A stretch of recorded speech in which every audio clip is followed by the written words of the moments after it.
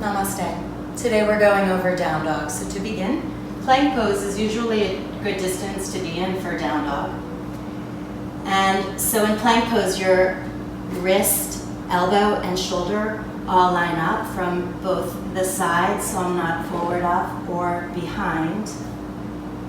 And when looking from the front as well, so my hands are not too wide nor too narrow.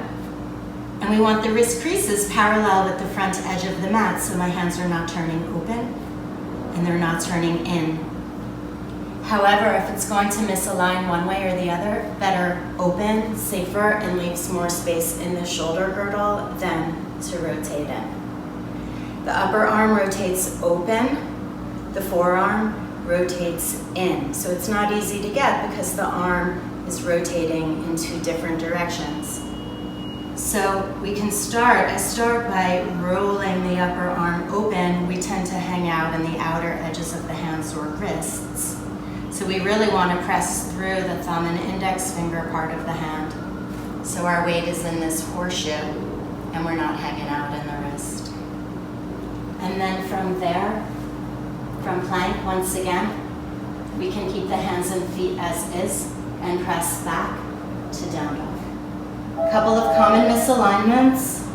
Sometimes we tend to sink into the down dog like a hammock. Therefore, we want to pull back and use our abdominals. Other times, if the hamstrings are tight, when we go to straighten the knees, we'll round the back. In which case, we want to bend the knees and draw the spine in. And eventually, we can begin to open the hamstrings, but we want to focus on the length in the spine first. So we're making an upside down V.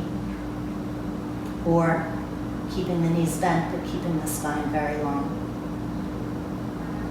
The legs and feet are parallel to each other. My head is relaxed, so it's not lifted, and I'm not pulling it in. So the spine is neutral.